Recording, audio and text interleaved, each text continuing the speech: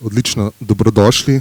Lepo, da ste se udeležili predavanja, ki bo govoril o novih perspektivah webtoonov, oziroma tudi tega, kako izzivajo oziroma grozijo celotnemu stripovskemu mediju. Hvala Kinu Šiška za organizacijo. In sicer idemo začeti kar z vprašanjem, kaj pa sploh webtoon je. Oblika spletnega stripa, namenjena primarno branju na pametnem telefonu. Glede na to, jaz webtoonu rečem tudi telefonski strip, se je neločljivo povezan s to napravo. Ampak tokrat bom večinoma uporabljal izraz webtoon. Za striparja, ki ustvarja webtoone, bom občasno uporabljal izraz webtooner. Besedišče še ni dobro izoblikovano, tako da se lahko v tem peskovniku še malce igramo. Kar zadeva sam izraz webtoon, gre za spojitev besed web, torej splet, ter cartoon, ki ima v angleščini več pomenov, lahko pomeni med drugim pa tudi karikatura oziroma krajši strip, in sklepam, da se tukaj uporablja na ta način, oziroma od webtoon. So pa izraz skovali v Južni Koreji, tukaj vidite eno lepo razglednico Seula, prestolnice Južne Koreje, nekako v začetku stoletja, kajti leta 1997 je Južna Koreja doživela finančno krizo in je prejela posojilo od Mednarodnega denarnega sklada in denar porabila za promocijo širokopasovnega interneta. Zaradi tega se je uporaba interneta širila hitreje kot recimo v drugih azijskih državah, kar je postavilo temelje za digitalni strip.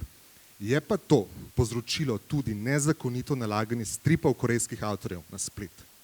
Ker so stripe distribuirali brez dovoljenja, so umetniki in založniki izgubljali prihodke. Ampak nekatere spletne strani, kot sta Kakao in Naver, so rešile korejski strip. Ta spletna mesta so omogočala brezplačno branje stripov, tako da ni bilo potrebe po piratstvu. Kakao in Naver sta vmes prerasli v mogočni internetni podjetji, ne le to, sodita med najmogočnejše webtoonovske platforme danes. Zato tudi je velika večina webtoonov, tako komercialno bolj kot tudi manj uspešnih, korejskega porekla. Ljudje so na spletno stran, torej 20 let nazaj, nalagali dolge nize slik, podobne stolpcem, kot tukaj vidimo, recimo, samo takrat še niso imeli po moje teh tablic, in se potem pomikali z miško po brskalniku navzdol. Okrog leta 2010 postajajo vse pogostejši pametni telefoni. Ekrani pametnih telefonov pa so seveda kot naročeni za branje tega navpičnega formata. Poleg tega so se Korejci hitro privadili navpičnemu branju, saj je to tudi eden načinov zapisovanja v korejščini. Preskok tega formata, stripovskega na telefon, bi torej skoraj da neizogiben. Kako pa je na telefonu webtoon sploh viden? Tole je odlomek iz stripa korejske avtorice, strip je naslov Marry My Husband, oziroma poroči se z mojim soprogom, recimo. Korejščini je naslov Naj nam Pjonghwa Gyorhon Hajjuo. Zato bo drevi prvič in zadnjič, da se bom jaz lomil korejščino in bom vse ostale naslove bom pač podajal v angleškem prevodu, oziroma njihovi angleški verziji. No, tukaj je glavna likinja, leži v bolnišnici. Lahko opazimo, da pripovedno polje ni nujno jasno očrtano, oziroma prelamlja celo določene elemente. Torej se sprašujemo, kje se začne sličica, kje se konča. To ni jasno. Kar je jasno, so meje formata, to so robovi ekrana telefona. To je naša tabla oziroma stripovska stran in v praksi zelo pogosto tudi naš panel oziroma stripovska sličica, posamezna sličica. In ta pogosto ali celo večinoma zajema celoten ekran. Kar zadeva določanje pripovednega polja, je torej pogosto odvisno od naše interakcije z stripom, oziroma sami se odločamo, kako si bomo uokvirili določeno sličico. Po webtoonu se namreč pomikamo tako, kot se ponavadi pomikamo po telefonu, torej z drsanjem po ekranu se spuščamo po podobrhu navzdol. To tudi pomeni, da se mi odločamo, kje bomo in kako dolgo bomo na katerem delu postali. Vendar pa profesionalni avtorji webtoonov, torej webtoonarji, skušajo vplivati na naše sledenje pripovedi ravno za velikostjo sličic. Zato sta pomembni njihova oblika in velikost, morda celo bolj kot v tiskanem stripu. Če naj bi imela podoba večji vtis, se to lahko doseže s tem, da jo se napravi zelo dolgo oziroma visoko. Tako moramo mi drseti dlje časa po ekranu, predno preberemo celotno sličico. To velja tudi za tole tukaj. Tale pripovedna enota traja vse do spodnjega roba spodnjega oblačka, no pravzaprav se prične in konča še malce dlje, glede na to, da se v sličico že uvajamo z barvnimi odtenki, ki prihajajo od zgoraj oziroma ki se končujejo na koncu in prihajajo v naslednjo sličico. Podoba torej zajema več prostora, lahko zajema več prostora, kot ga ponuja sam ekran. Webtoon torej dobesedno prestopa meje stripa. Večji učinek naj bi imele tudi širše sličice. Tiste, ki pa se dotikajo robov ekrana, tiste pa veljajo za najudarnejše. Te poudarjajo kritične trenutke v pripovedi, pogosto se uporabljajo tudi za uvajanje novega lika. Tule recimo prvič srečamo tale lik na desni, to je taksist, ki popelje našo glavno likinjo. Zato mu strip nameni najširše polje. Mnogi webtoonarji skušajo ustvariti filmsko izkušnjo, s tem mislijo izkušnjo neprekinjene pripovedi. Ena vizualna enota naj bi se čim bolj tekoče navezovala na drugo. Kot rečeno, se pri branju s pomočjo drsanja pomikamo navzdol, torej našega branja ne prekinja kot v tiskanem stripu obračanje strani. To pomeni, da ne bi padli v nekakšen drseči tok, da se tega ne prekinja. Profesionalci priporočajo čim manj besedila in čim bolj preprost slog. Iz tega razloga so morda robovi sličic bolj osnovni, kot naprimer v mangi. Mango, torej japonski tiskani strip, omenjam, zato ker je to analogna mama webtoona. Da je manga velik vpliv na veliko webtoonov, se kaže tudi v tipični upodobitvi likov, kot recimo tukaj ne vidimo v izrazu, pa tudi v rabi simbolike oziroma ikonografije, kot recimo ta tipični simbol za presenečenje. Pa še v simboliki motivov, recimo v tem stripu Marry My Husband, do zdaj vse te podobe gledamo iz tega stripa, imamo recimo, se nakazuje pričetek pomladi z cvetenjem rožnatih češnjevih listov, ne postajajo rožnati listi spomladi, kot v japonskem stripu. Stvar je pač taka, da je tiskana manga vplivala na korejsko tiskano mango, oziroma manhwa, ta pa je vplivala na webtoon. Opazimo tudi, da oblaček v webtoonu lahko zavzema zajeten del ekrana. Včasih ni vidna nobena druga vizualna enota, le oblaček oziroma oblački. Kadar naletimo na ta pojav, najbrž ni naključen. Webtoonarji menijo, da če bo več prostora namenjenega dialogu oziroma monologu, se bomo mi dlje časa pomudili pri njem in se tako zatopili v misli lika ali likinje, oziroma zdelo se bo, da je tudi likinja sama globoko zamišljena. Torej, več prostora namenjenega tekstu, večji njegov pomen. Lahko pa se tudi izkorišča dejstvo neznane prihodnosti. V tiskanem stripu večinoma lahko vidimo, kaj prinaša naslednja sličica, kot v tem stripu Asterix.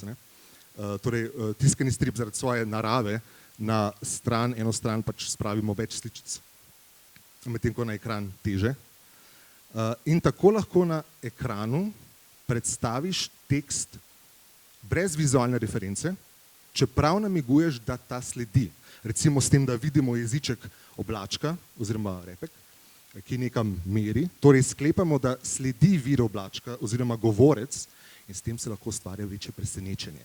Kot v temle webtoonu, ki ima naslov Weird Dogs, avtorja Simona Wolfganga Lindenthalerja, ki je Avstrijec.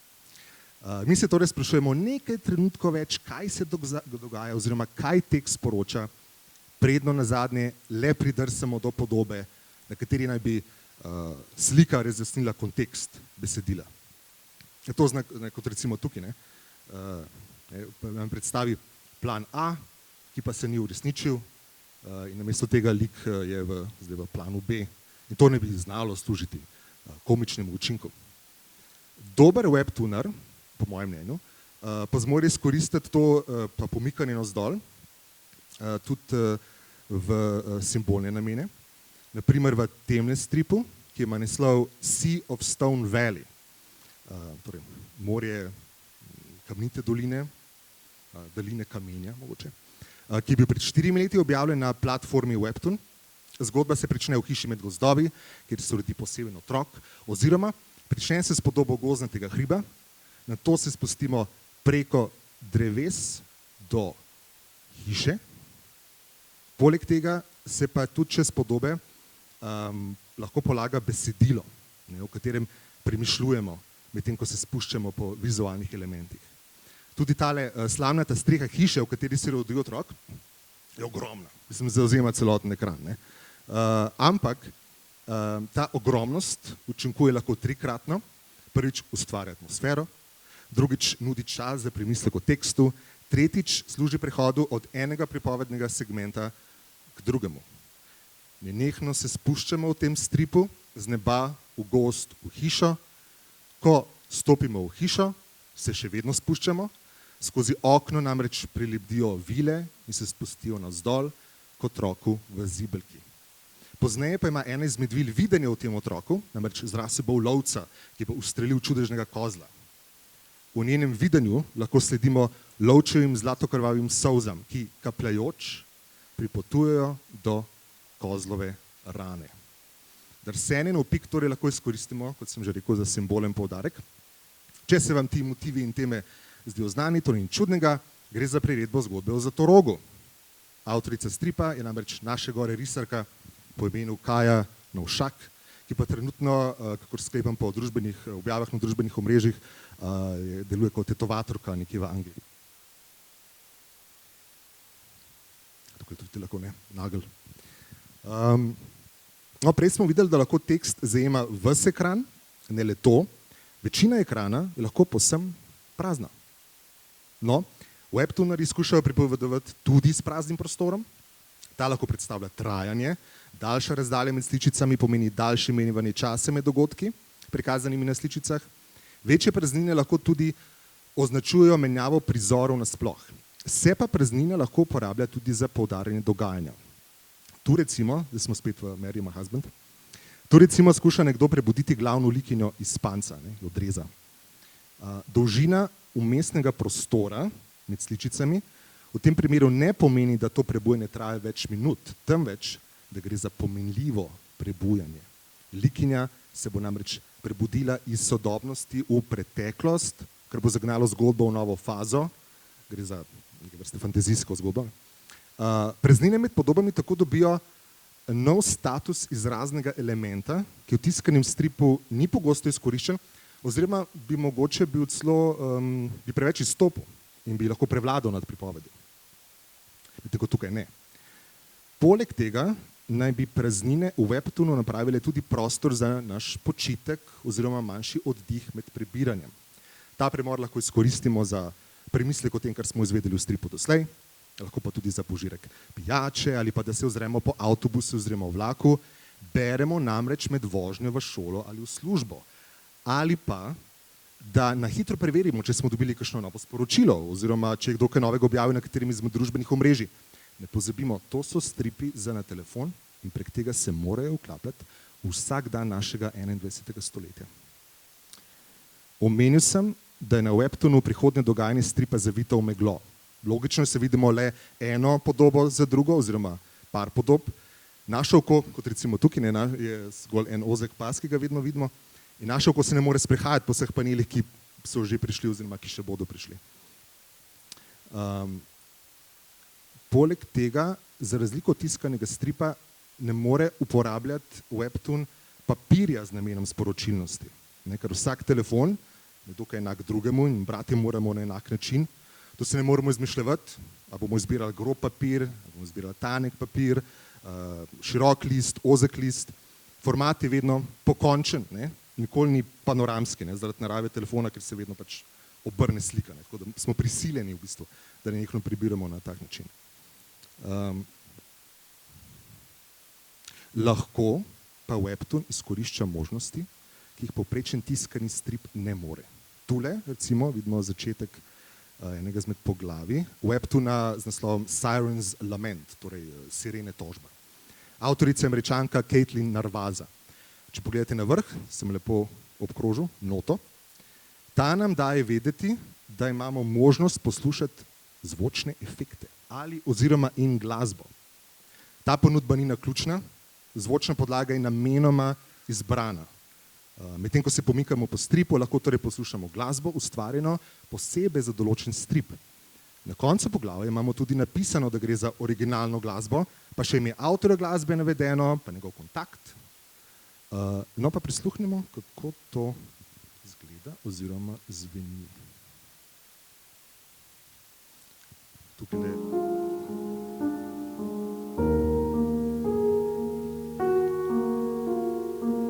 likinja se potaplja v morje. To spremlja sprva dramatična glasba.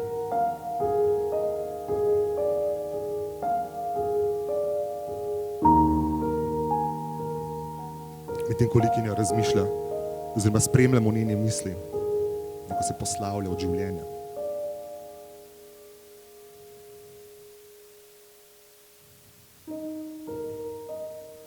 Na nekem trenutku se glasba preide v bolj otožno, mirnejšo.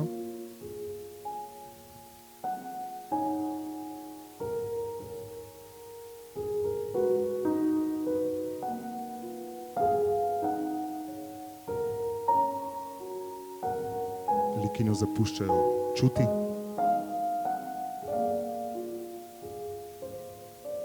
Potem pa ugleda rep.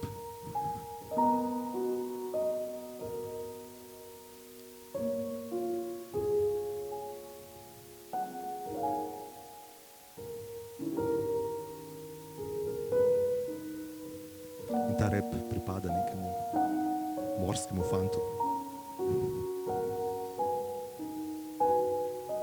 Ona pa zasliši pesem.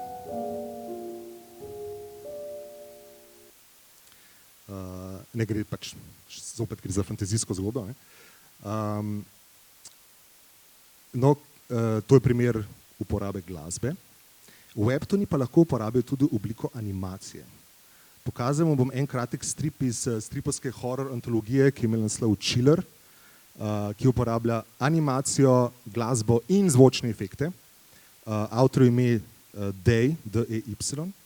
Že na začetku stripa pa si lahko preberemo opozorilo, da tale vznemirljivi strip lahko vsebuje šokantne prizore in ni priporočljiv za nosečnice, piše, da ni priporočljiv za nosečnice, starejše in tiste s šibkim srcem. Svarilu pa jasno sledi na potek, ne damo zvok čim bolj na glas, ker nas drugače srčni napad ne bo zadev. Sicer pa je, preden povem, kaj se dogaja v stripu pred tem odlomkom, imamo mamo, imamo hčerko. Hčerka je umrla na operacijski mizi, ampak mama ima potem nočno moro, v kateri hčerka sporoči, da se je prebudila v mrtvašnici, ampak potem spet umrla. In mama potem zdravi v mrtvašnico in zahteva, če je lahko dovolijo videnje trupla.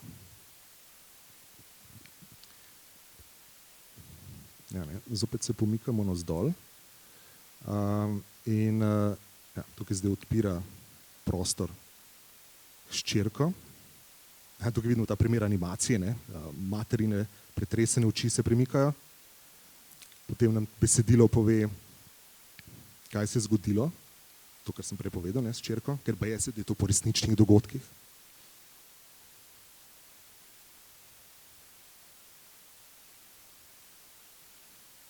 Mama se šokirana zgrudi.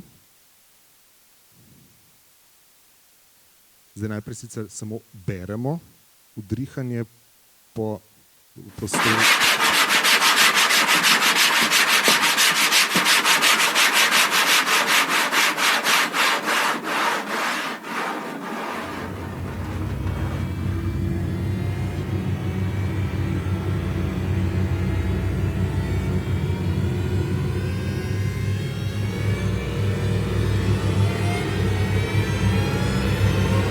Da je nekaj noter napisano.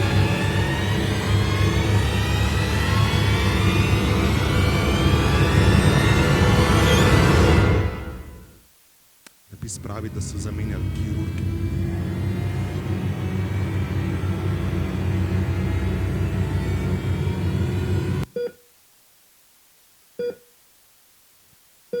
Zdaj se pa predstavimo nazaj v preteklost na operacijsko mizo.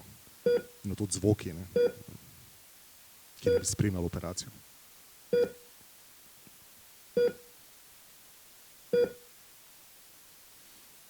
No, pozneje izvemo, da je bila hčerka žrtev črnega trga z organi.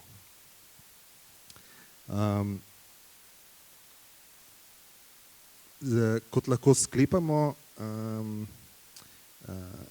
to samo to reče, da poleg romanc je torej horror drugi najbolj zastopan žanr v svetu webtoonov. Kot smo videli in slišali, se je to morda logično, ker z večjim nelagodjem drsimo po ekranu, ne vedoč, kaj nas bo prestrašilo, kaj se bo zdaj pojavilo kar naenkrat izza spodnjega roba ekrana, kaj bomo kar naenkrat zaslišali. Se pa lahko pogledamo še en primer glasbe v grozljivem webtoonu, ki bo bolj služila rabi vzdušja oziroma ustvarjanju vzdušja. Gre za strip Everything is Fine, vse je v redu, britanskega avtorja Mikea Birchalla. V tem stripu sta glavna lika Sam in Maggie. Sam je ta v modrem, Maggie je ta v rožnatem. Gre za zakonski par, ki živita v ameriškem predmestju. Živita neko običajno, niti neobičajno, na videz idilično življenje, imata tudi psa, ampak vsi ljudje v njunem svetu skupaj z njima nosijo te ogromne mačje glave. Nenehno, nikoli jih ne snabijo, nikoli ne razložijo zakaj. Tako da na videz vse štima, vendar to nenehno nošenje mačjih glav v njun plastični svet prinaša vzdušje tesnobe in paranoje. Gre torej za nelagoden strip, in kot sem rekel, skuša tudi ta izkoriščati te multimedijske možnosti webtoona. Med drugim na začetku enega izmed poglavij skuša poustvarjati celo vzdušje filmske špice. Tu se namreč avto pelje skozi gozd z glasbeno spremljavo, mogoče v referenci na film The Shining. No, pa si poglejmo oziroma prisluhnimo.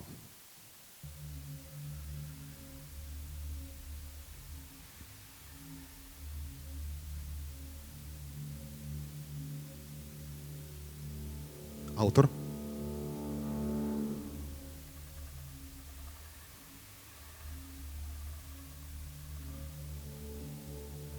Uredniška oseba.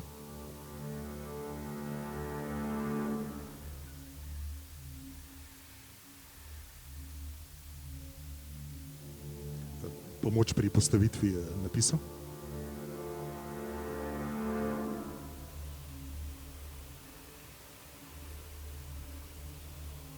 Avtor glasbe.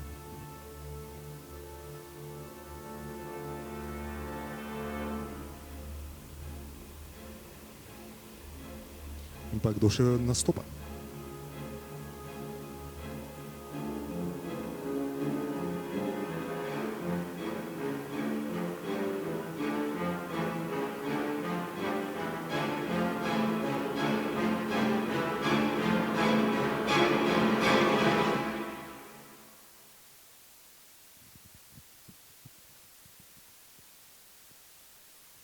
Če počakamo, da pride avto do cilja.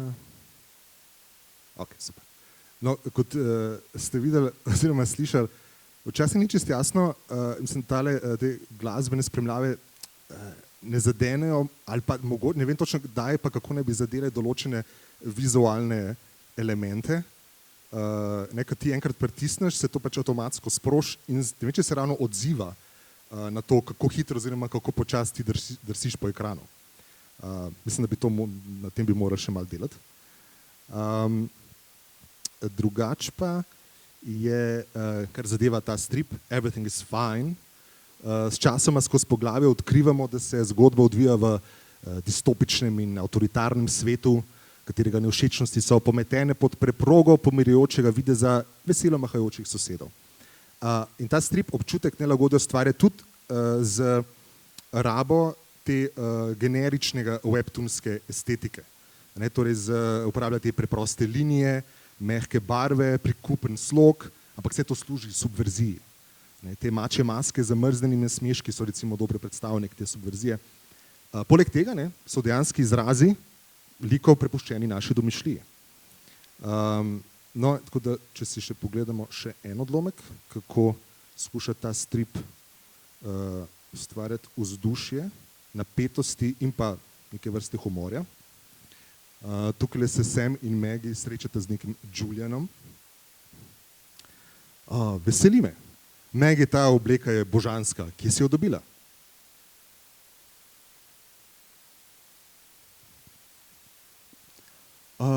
Hvala. Dobila sem jo v trgovini. Aha.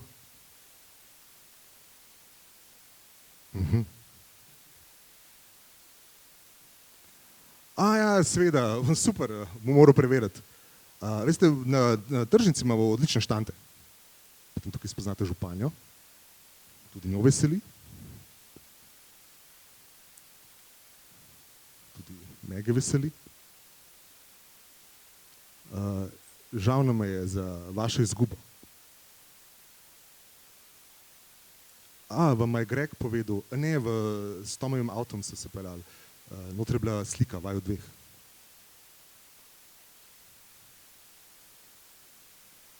Seveda, dovolj te žalosti, prelep dan je za to. Sicer pa nista vidva ubila mojega soproga, kaj ne? No, vseeno, najno so žali. Rekel sem dovolj.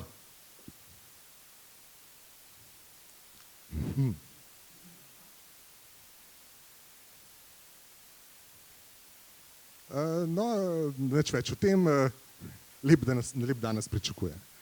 Tako je, to sem pač predstavil kot, mislim, se mi zdi zanimivo, kako s tem, da eno sličico za drugo spremljamo in s tem se mi zdi, da ustvarja ne samo neko stopnjo napetosti, ampak tudi določene vrste humorja.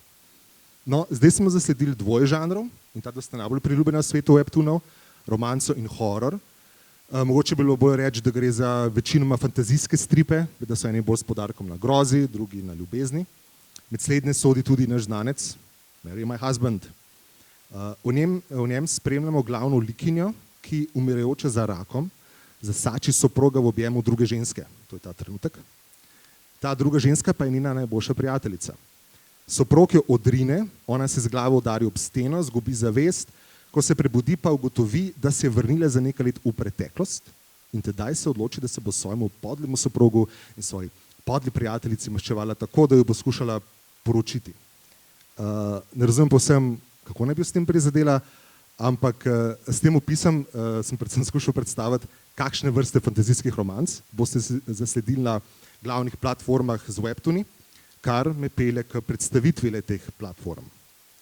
Vsi webtooni, ki sem jih predstavil do zdaj, se nahajajo na najbolj znani in najbolj obiskovani webtoonovski platformi, ki se imenuje preprosto Webtoon. Gre za mednarodno verzijo, prvotno le južnokorejske platforme, ki se je leta 2004 je ustanovilo podjetje Naver Corporation, ki je še vedno lastnik te platforme.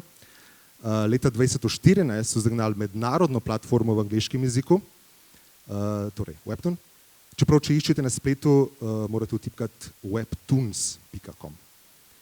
Platforma je posvečena izključno objavljanju webtoonov, v katerih lahko uživate tako na računalniku kot na telefonu, s tem, da pričakujejo, da se boste na telefonu naložili aplikacijo in uživali v stripih predvsem oziroma izključno preko nje. Večina vsebine je dosegljiva zastonj, a branje določenih stripov oziroma določenih epizod je plačljivo ali pa jih lahko berete le preko aplikacije na telefonu, kot tukaj lahko recimo beremo. Zdaj uporabil sem izraz epizoda, ne poglavje, kajti na tej platformi uporabljajo izraz episode oziroma epizoda. Ne le to, prej omenjeni strip, Everything is Fine, naprimer, je razdeljen na sezone. Tisti prizor iz gozda je iz 29. epizode, ki ima naslov All Good Things Season Finale, torej zadnja epizoda v sezoni. Zato niso izrazi iz literature, pač pa iz sveta televizije. Takšno poimenovanje mene predstavlja v drug svet, v druge vrste izkušnje. Ne, nisem več bralec knjige, zdaj sem gledalec serije. Zdi se, da dojemanje webtoonske forme, bodi si pri ponudnikih, bodi si pri uporabnikih, ni del dojemanja stripovske forme. Zdaj, morda se na webtoone gleda manj kot na del stripovske scene in bolj kot na del sodobne multimedijske scene. V tako sceno pa izraz poglavij ne sodi. Izraz epizoda se zdi ustreznejša za spremljanje nečesa prek telefona oziroma prek njegovega ekrana. To niti ni čudno, če pomislimo, da je veliko, morda celo večina ljubiteljev webtoona še dokaj mladih. V reviji Forbes so pred 3 leti nazaj pisali, da je 75% bralcev webtoonov mlajših od 30 let, od teh pa vsaj v ZDA 60% ženskega spola. Najbrž ni presenetljivo, da so fani webtoonov, torej telefonskih stripov, večinoma osebe, ki so jim telefoni bili položeni v zibelko. Poleg tega te osebe niso že obstoječi fani tiskanih stripov. Pač posebej, ki na tiskane stripe sploh ne pomislijo. Namesto tega tisto, kar jih zanima, prejemajo z ekrančkov in jim tako ni težko svojega zanimanja z TikToka, WhatsAppa, z YouTubea prenesti še na eno izmed aplikacij, po katerih drsamo. Pa še dodatna spodbuda. Branje večine webtoonov na platformi Webtoon je, kot rečeno, zastonj. Druga največja webtoonska platforma je Kakao, tudi korejska. Ampak, čeprav razumem, nima velike mednarodne prisotnosti, ima sicer svojo platformo v angleščini, imenovano Tapas, ki je dosti manj popularna kot Webtoon. Če hočeš biti uspešen webtooner, predvsem v mednarodnem prostoru, tedaj na platformi Webtoon moraš objavljati. Najuspešnejši webtooni na svetu so z te platforme. The God of High School, Gourmet Hound, Lore Olympus. Takole so predstavljeni posamezni stripi na platformi. Lore Olympus, spodaj, je webtoon avtorice Rachel Smythe. Ta je eden največjih, če ne morda celo največji hit avtorice, ki ni iz Južne Koreje. Smythova je namreč iz Nove Zelandije. Strip ima preko 6 milijonov naročnikov. To je najbrž tudi največji hit, ki slogovno odstopa od drugih. Vidimo lahko, da slog ne sledi tipičnim elementom korejske mange, ne le po obliki karakterjev, tudi po risbi, še posebej stopajo ti megličasti, raztapljajoči se robovi. Zgodba je še kar zanimiva. Gre za like in motive vzete iz grškega bajeslovja.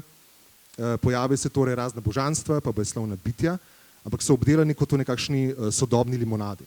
Eden od srednjih dogodkov je Apolonovo posilstvo glavne likinje Perzefone in veliko zgodbe se vrti okrog tega dogodka. Čeprav to glavna sta Perzefona in Hat, ki jo vidimo tule. Strip je tudi dvakrat prejel eno najbolj znanih stripovskih nagrad, Eisnerjevo nagrado, v kategoriji najboljšega spletnega stripa. Izpostava na platformi Webtoon torej pritegne tudi podeljevalce najprestižnejših stripovskih nagrad. Kakšen je proces objave na tej platformi? Tukaj imamo več sekcij, ena izmed njih je Canvas, čisto na desni. Tu lahko naloži svoj webtoon kdorkoli hoče. Platforma ti za objavo na Canvas ne plačuje, lahko pa obdržiš 50% dobička od oglasov objavljenih na strani stripa. Ampak to ni noben pravi denar. Do tega prideš z objavo na sekciji Originals. Ta je pa za stripe, ki jih Webtoon sam izbere in objavi in plačuje, namreč avtorju stripa samemu. Veliko stripom, ki so bili sprva objavljeni na Canvas, je Webtoon pozneje povišal status in jih objavil na Originals. Zato si moraš pridobiti preko 1000 naročnikov in preko 40,000 ogledov na mesec. Bog ve, kako to dosežeš. Vsekakor moraš zelo veliko delati na samo promociji. Ko enkrat stopiš med stripe na Originals, pa moraš pričeti sodelovati tudi z urednikom, ki ti ga dodeli platforma. In redno moraš objavljati nove epizode na določen čas v teden, določeni dan v tednu. V bistvu pričneš delati za platformo. Ustvarjalci imajo z objavo na platformi Webtoon možnosti za doseg večjega števila občinstva, kot pa preko objave v tisku.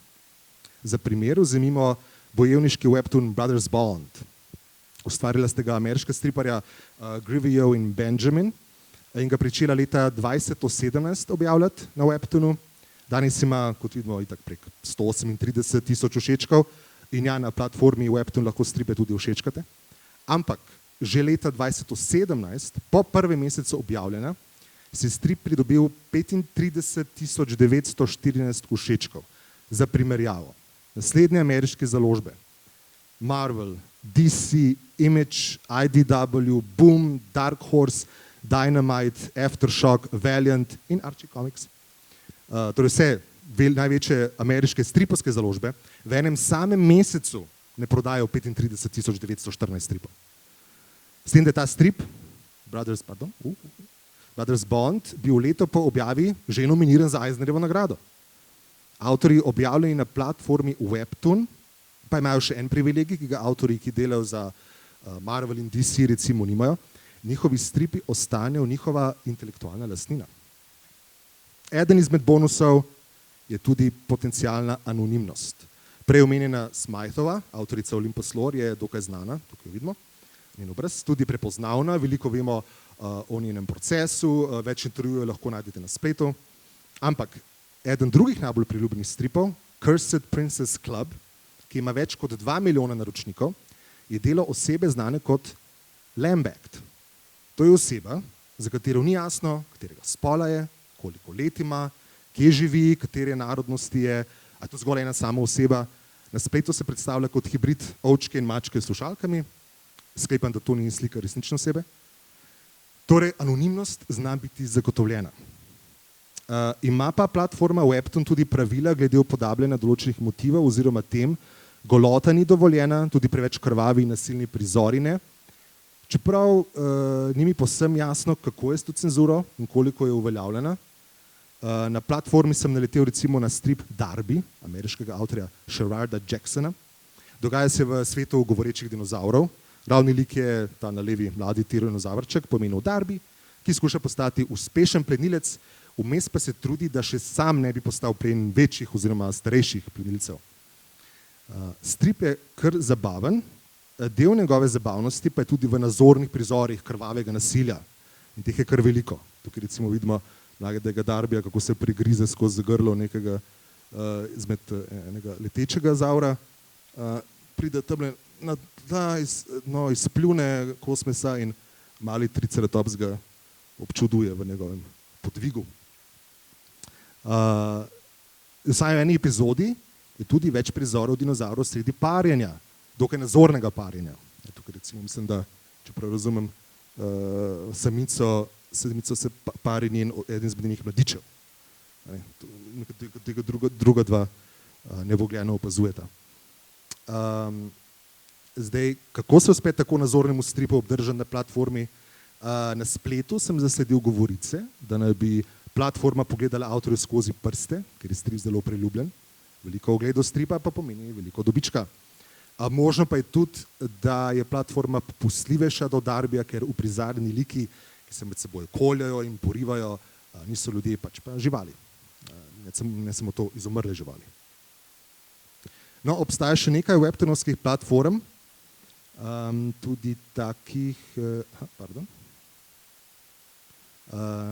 kjer lahko objavljate webtoone z več golote, recimo Nami.comi in Global Comics, vendar Webtoon in Kakao ostajata med največjimi, tako v Južni Koreji kot na svetu. Med večjimi tudi Cross Comics, ki pa je namenjena avtorjem in bralcem, ki živijo v Indiji. Je pa dosegljiva le prek aplikacije, ki se lahko naložiš na telefon, če živiš v Indiji. Ampak svoj sedež in lastnike ima pa v Seulu, vse v lasti korejskega podjetja Cross Pictures. V zadnjih letih tudi v Evropi korejska podjetja ustvarjajo platforme posebej za domačine. To je z dveh verzij Webtoona, ena je v francoskem jeziku, druga v nemškem jeziku. V tem primeru obe novačita nove regionalne avtorje. So pa poleg teh tudi domače, evropske webtoonske platforme. Naprimer Webtoon Factory, logotip ta zgori, je francoska domača platforma, lastnik je Edition Dupuis. Dupuis je ena večjih francoskih stripovskih založb. Takotoon je pa domača italijanska platforma, lastnik je založba Edizioni BD. Če prav razumem, je Webtoon Factory namenjen predvsem francoskim avtorjem, ni pa nujno, lahko objavljate v francoščini ali v angleškem jeziku. Se mi pa zdi, da na teh dveh objavlja več avtorjev, ki se umikajo generičnemu webtoonskemu slogu. Naprimer avtor André Valent, ki objavlja znanstveno-fantastično komedijo z naslovom Time Mates. Zgodba se vrti okrog tegale karakterja, ki ga vidimo zgoraj in spodaj, samo da je zgoraj starejši, spodaj pa mlajši, zato ker se starejši vrne iz preteklosti v sodobnost, spet gre za neko znanstveno fantastično zgodbo. In potem, ker je popolnoma spremenjen napram svojemu liku v sodobnosti, se morate zdaj deliti stanovanje in od razne zgode in nezgode. Je pa, kot vidite, je slog bolj ekspresiven, pa tudi interakcija sličic se zdi manj subtilna, kot pri tistih, ki smo si jih doslej ogledali. Tole je pa Boomer the Dino, avtorjev Teja in Korija, tudi z francoske platforme. Tudi to je neke vrste strip o potovanju skozi čas. Zgodba je namreč o edinem preživelem dinozavru, ki se prebudi v svetu sesalcev. Pomembna razlika med tem dinozavrom in sesalci je kulturna oziroma generacijska. Je torej približno tako, kot bi bila med osebo 20. in osebami 21. stoletja. Od naslov Boomer the Dino. Se mora glavni lik v novem sesalskem svetu pozabiti na radio, videokasete in dostavo mleka na dom, ter se privaditi na sodobni, digitalni in internetni svet.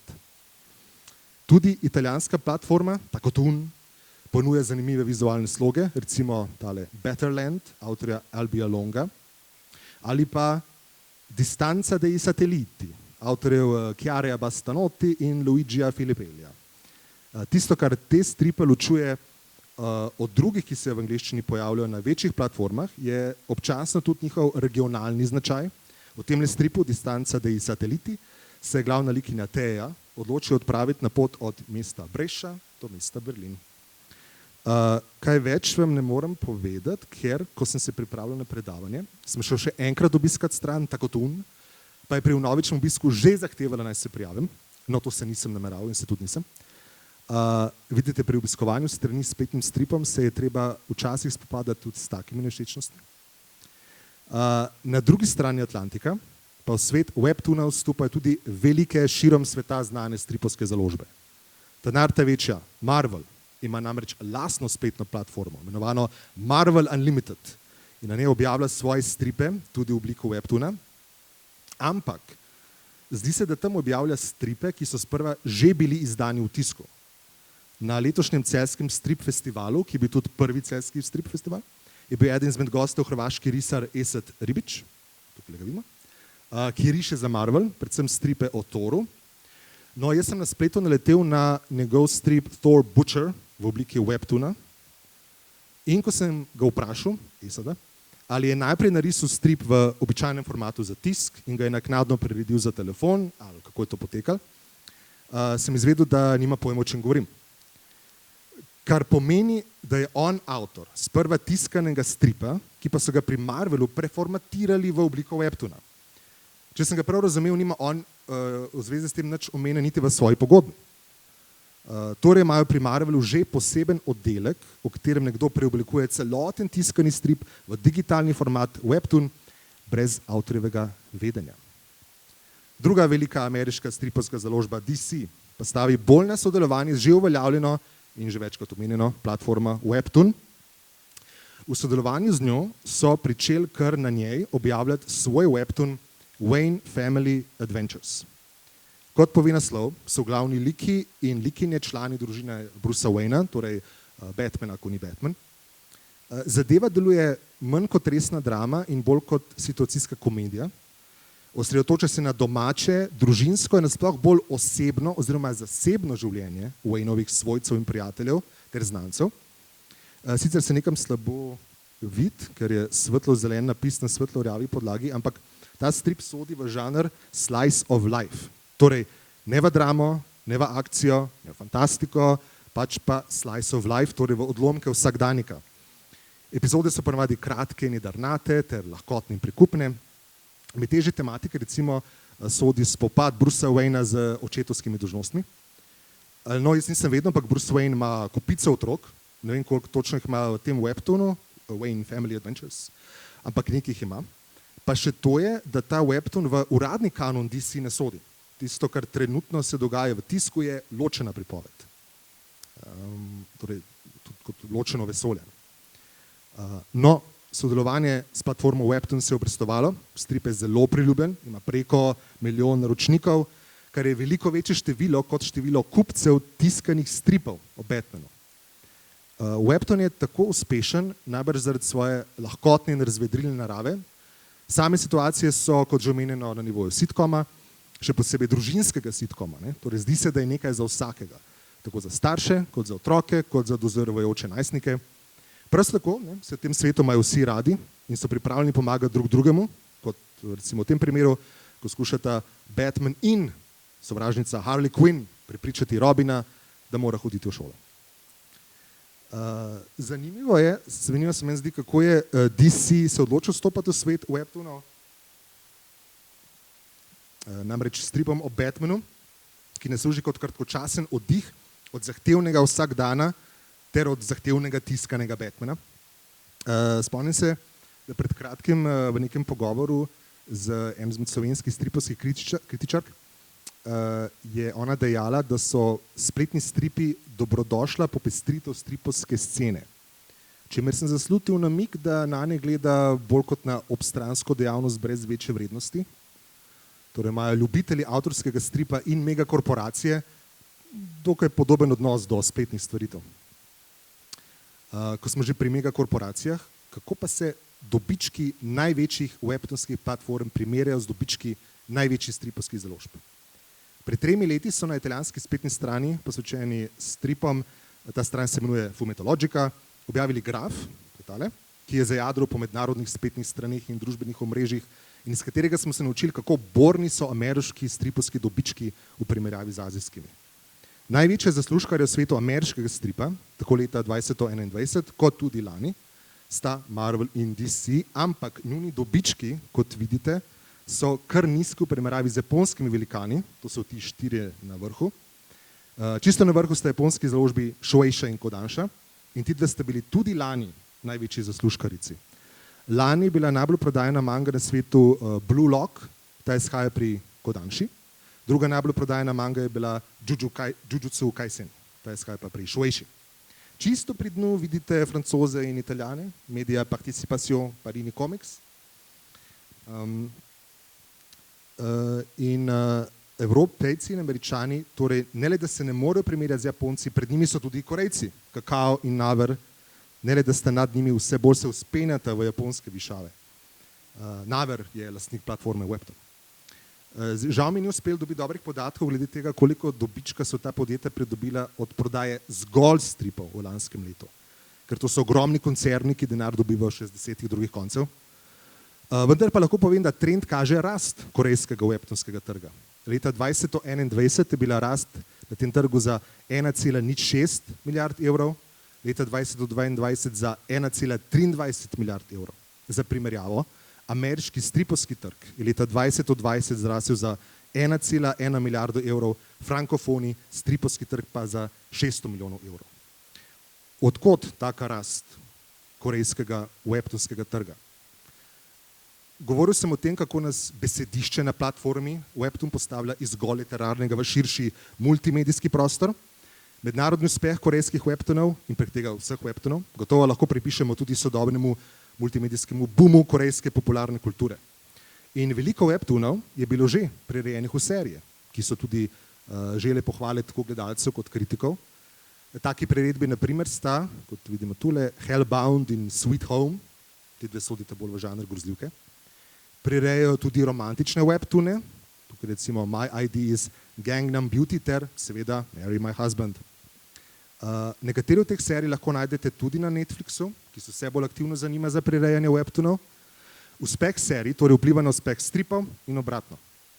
Kar zadeva besedišče, težko bi tukaj rekli, da gre za ekranizacije webtoonov, ker webtooni so že na ekranih. Ne bi pa bilo korejske popkulture brez K-popa, torej glasbe. Več korejskih webtoonov se veže na več korejskih pop zasedb, to velja tudi za največjo skupino na svetu BTS, tukaj vidimo fante. Glasbena založba Hybe, ki je dom BTS-a, je na platformi Webtoon objavila ne le enega, pač pa kar 2 stripa, ki se navezujeta na to skupino. Leta 2019 je bil na platformi Webtoon objavljen strip Save Me, v katerem se pojavljajo celotni zasedba BTS, zgodbe pa so povezane z besedili iz njihovih komadov. Leta 2022 pa so tam objavili Seven Fates, ki je pa fantazijski strip, v katerem nastopa 7 čarobnih likov, ki so čarobne verzije 7 članov skupine. Torej, če si oboževalec BTS, te zanima vse, kar je v vezi s skupino, mimogrede, izvedel sem, da je prejšnji teden eden od članov odslužil vojaški rok. No, če te zanima to in še več, tedaj lahko svoje oboževanje preneseš oziroma nadaljuješ tudi preko webtoonov. To zna biti dobro tudi za uvajanje novih bralcev. Če prej nisi poznal webtoonov, si zdaj zainteresiran preko svojega zanimanja za BTS in že brskaš po drugih stripih na platformi. Sem pa malce razočaran, ker nobeden od teh 2 webtoonov ne vključuje še glasbe, kot bi si za strip o glasbeni skupini spodobilo. Ker webtooni Južni Koreji prenašajo toliko dobička in imajo toliko mednarodnega slovesa, se korejsko ministrstvo za kulturo, tule vidimo trenutnega ministra za kulturo, to ministrstvo, v bistvu gre za ministrstvo za kulturo, šport in turizem hkrati, aktivno ukvarja s podporo webtoonskemu sektorju. Ta fotografija je z letošnje konference o razvojnih smernicah webtoonskega posla. Na tej konferenci so tudi naznanili, da bo proračun za podporo, zgolj za podporo prevajanju webtoona v druge jezike, letos povečan za 670 000 evrov. Oni imajo sicer valuto won, ampak to sem vse v evre prelevil. Korejske platforme pa ne čakajo zgolj pomoči vlade, tudi z lastno inicijativo širijo glas o korejskih webtoonih, medtem ko se Naver s platformo Webtoon obrača bolj na zahod, se Kakao obrača na vzhod. Pri njih so razvili Pikomo, ki je najuspešnejša platforma za webtoone na japonskem, tako v japonščini piše Pikoma. To pa je pravzaprav druga fronta pohoda po svetu. Prava konkurenca korejskemu webtoonu, namreč niso Marvel in DC stripi, pač pa japonski strip oziroma manga. Prodaja tiskane mange je na japonskem med pandemijo sicer narasla, ampak leta 2022 je pričela upadati in letos je približno tam, kjer je bila pred pandemijo. Obratno je z webtooni, tem da bere zdaj 2-krat več Japoncev kot pred pandemijo. In ko bodo japonski stripari in bralci prešli s papirja na ekrane, bo temu najbrž sledila tudi vsa svetovna mangovska strinja. A Korejci morajo Japonce ne toliko osvajati, ampak se jim bolj udinjati. Na levi vidimo naslovno stran uspešnega korejskega webtoona Itaewon Class, na desni pa japonsko priredbo Roppongi Class. Ne gre za priredbo v smislu, da liki in dogodki spominjajo na originalne, strip je povsem identičen, razen v imenih in lokacijah. Ne dogaja se v Koreji, pač pa na japonskem, kar nam poveže naslov. Itaewon je predel Seula, Roppongi pa predel Tokija. Korejski liki so preimenovani v japonske, korejski izdelki so preimenovani v japonske. Bral sem, da ponekod tudi digitalno zbrišajo znamke, recimo avto korejske znamke nadomestijo z japonskim. Vse ostalo enako.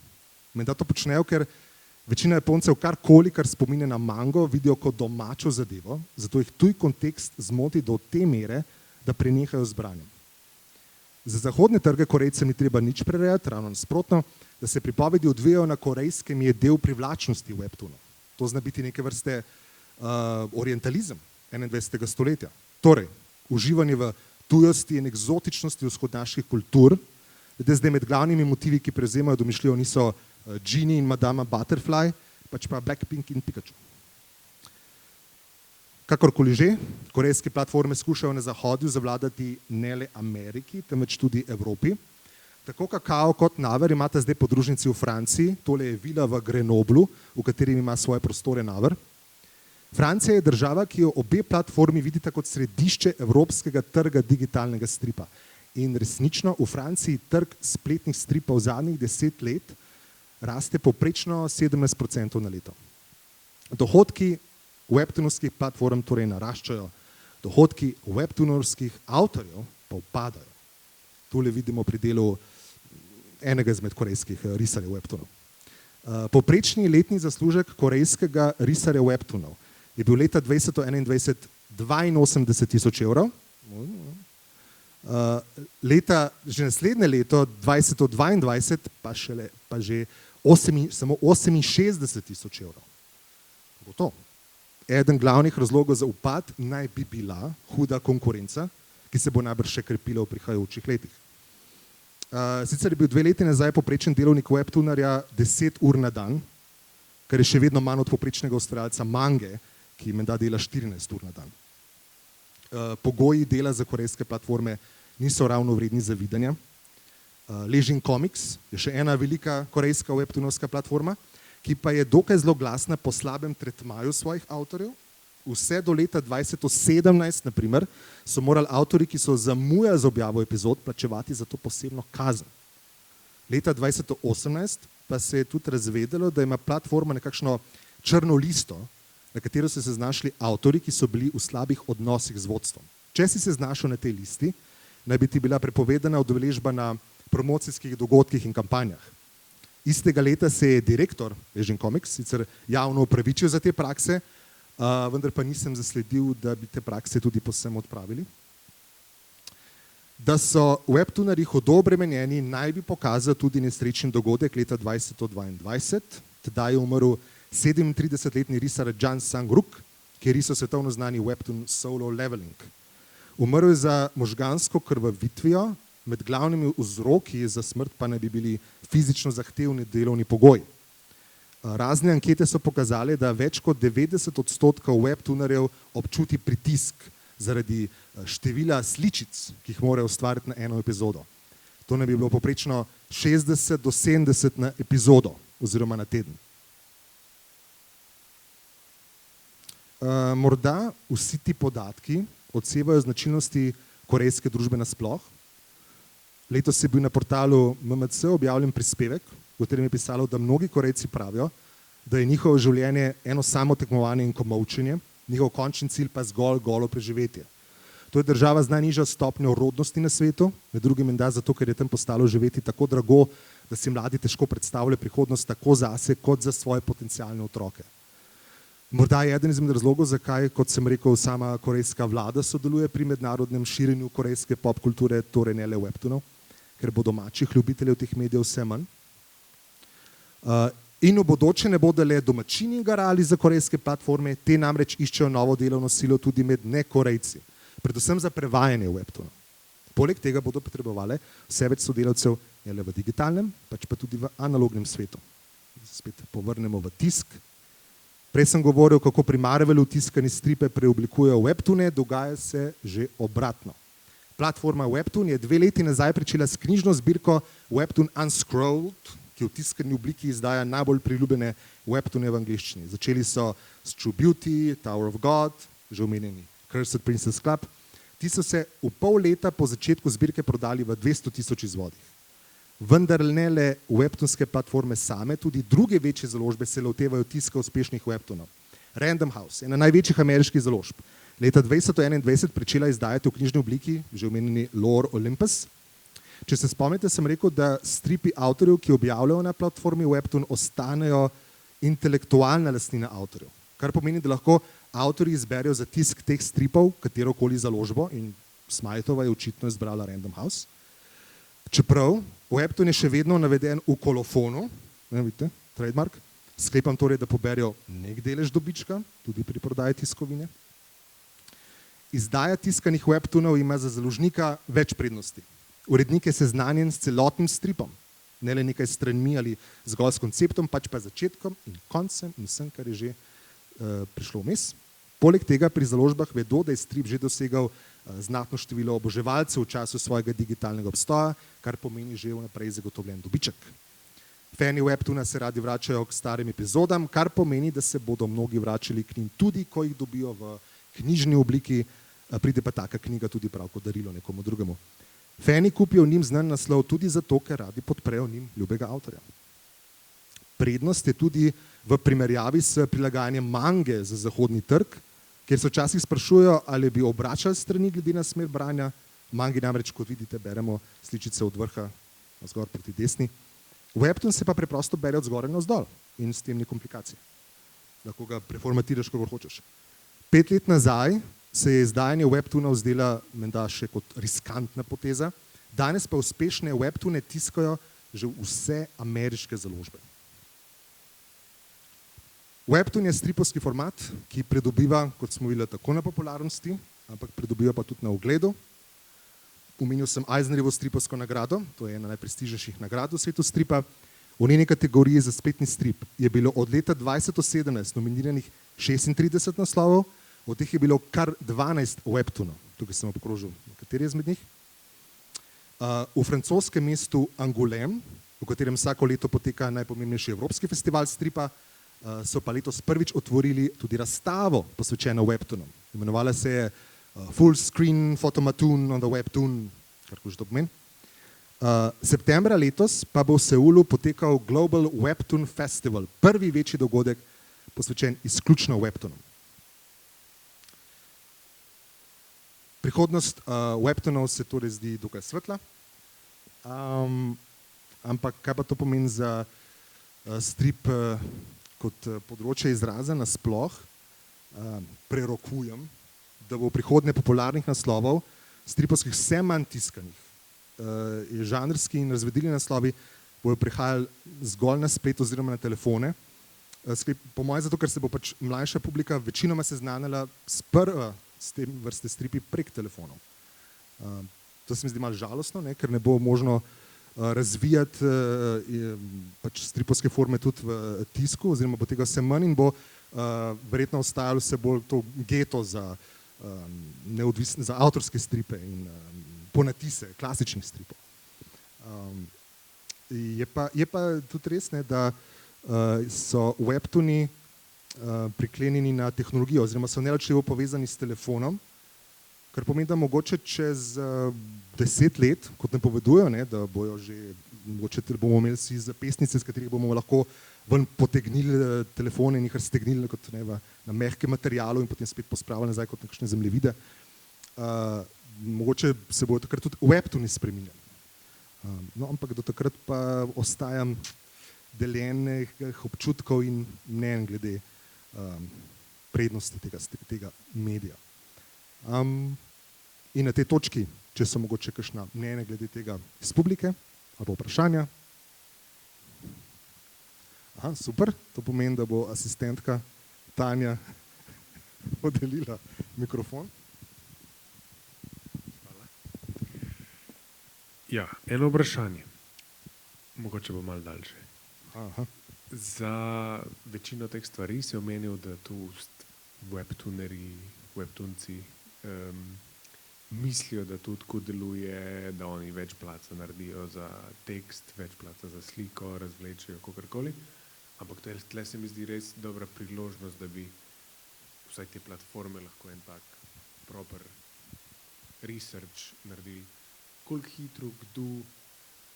hitro bralci, bralke gredo čez, kje se ustavljajo, koliko časa se na katerih elementih ustavijo in pol bi tudi mogoče lahko isti strip z različnimi temi razmiki, velikostmi primerjal, glede na to, da je dosti teh bralcev po različnih segmentih in pol bi videl, kateri elementi koliko pritegnejo, povzročijo, ne vem, zaustavitev na katerem delu, a je bilo že kje tazga, kaj omenjenega? Jaz tega nisem zasledil, ampak sklepam, da gotovo obstajajo neke take interne raziskave. Sklepam, da se mogoče, če so raziskave, da se nanašajo predvsem na te najbolj popularne stripe, ki morda tudi spadajo kot najbolj generični. In tisto, kar sem večinoma omenil na začetku, verjetno tudi potem velja oziroma izpade se upoštevajo predvsem za te stripe. Torej, vsa ta pravila oziroma smernice verjetno so ugotovili, da najbolje pristojijo za spremljanje oziroma branje webtoona z omejeno pozornostjo, in torej, da lahko čim hitreje drsiš po ekranu in zajameš maksimum informacij v minimalnem obdobju, oziroma toku časa. Ampak ne, imaš pa prav, nisem sicer šel direktno iskat prav te informacije, se mi pa tudi nikjer ni pojavila. Okay, hvala. Hvala tebi. A mogoče še kdo? Glede, čisto ekonomsko, ki nima veze v bistvu stripa, pa kaj korejcem pomemben, recimo. Ti si dele navajajo pač Ameriko, navajajo si Evropo, Lanskega pa septembra, novica številka 1 na Korean Times, ne? To je pač angleški cajtang, korejski, zelo resen, politika in samo velike gospodarske teme. Ne? Prva, recimo tako, mislim, da bo petko, kjer cajtang ne, je bila, da so Korejci prehiteli Japonce na kitajskem trgu. In to je bilo pred Samsungom, ki je nek telefon dal ven, pred Hyundaiem, pred njihovimi predsedniškimi godali. Tako da recimo ta usmerjenost Korejcev ne, je zelo na kitajsko. Tudi čisto kulturno je pač to za njih ekstremno pomemben. Pa prehiteti Japonce. Ne. Ja, Zelo so tako usmerjeni. Ja, se ravno razmišljam, a sem naletel, kaj je bilo, da je prav v povezavi s Kitajsko nisem, ampak kar pa zadeva recimo od Severno Korejo, je pa zanimivo to, da so nekateri, da je vsaj en strip nekoga, ki je pribežal iz Severne Koreje in je postal tudi hit. Njegov strip, ki pripoveduje o izkušnjah prebežnika iz Severne Koreje in je ta njegov webtoon postal hit. In da menda tudi zelo veliko severnih Korejcev prebira webtoone. Ne. Tako da ja, ta korejski vpliv, kot je bilo rečeno, ne, se širi na Kitajsko, ampak delno pa osvaja že tudi njihove malce bolj zabarikadirane sosede na sever. Mogoče še kdo? Če ne, se zahvaljujem za obisk, za udeležbo na ta nogometni večer. Je pa, čeprav razumem, zdaj čaka razlito tinto poletni odmor, potem pa se zopet vrnemo v velikem slogu novembra, ko pač oktobra, seveda. Novembra je razlita tinta, zopet. Glavni festival tinte pa oktobra od 9. oktobra do 13. Tako da vabljeni tja in pa še enkrat hvala in nasvidenje.